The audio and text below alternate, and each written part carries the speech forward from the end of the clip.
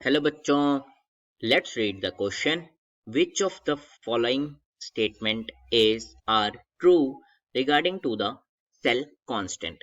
तो हमें cell constant के बारे में 4 स्टेटमेंट्स दी हैं और हमें कहा है कि इनमें से कौन सी स्टेटमेंट्स सही है या फिर कोई गलत है.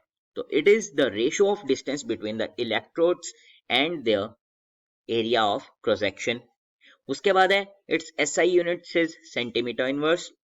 It is measured directly from length and area of cross section.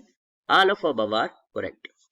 तो हमें 4 दिए हैं. एक तो कहा है कि ये रेशियो है लेंथ और एरिया ऑफ क्रॉस सेक्शन का. उसके एसआई यूनिट सेंटीमीटर इनवर्स दिया है. It is measured directly from length and area of cross section and all of above are correct. तो फर्स्ट की कॉन्सेप्ट क्या है इसका, हमें पता होना चाहिए सेल कांस्टेंट को हम लिखते क्या है. सेल कांस्टेंट का अगर फॉर्मूला देखा जाए तो होता है length upon area of cross section. इसी तरीके से लिखते हैं एल अपॉन ए. तो हमारा जो फर्स्ट ऑप्शन है वो बिल्कुल सही हो जाता है कि it is the ratio of distance. उसके बाद जो इसके एसआई यूनिट्स हैं वो लेंथ इनवर्स लिखते हैं. अब लेंथ के क्या है सेंटीमीटर मीटर, तो सेंटीमीटर इनवर्स भी आ जाता है. बिल्कुल सही बात है, सेंटीमीटर इनवर्स ही होते हैं एसआई यूनिट्स इसके. उसके बाद है it is made directly from length and a. बिल्कुल सही बात है, अगर हम इन दोनों को मेयर कर लेते हैं तो हमारा बिल्कुल हम सेल कांस्टेंट को मेयर कर सकते हैं. तो सही है.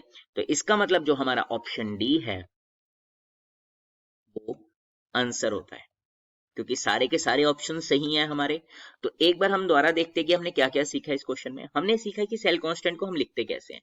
Length upon area of cross section इस तरीके से ही लिखते हैं और उसके एसआई यूनिट्स हमारे लेंथ इनवर्स या फिर हम कहें सेंटीमीटर इनवर्स ही होते हैं.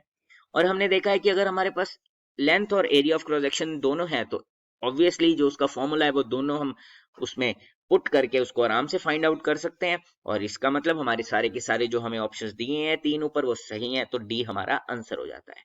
I hope you understand it well. Best of luck.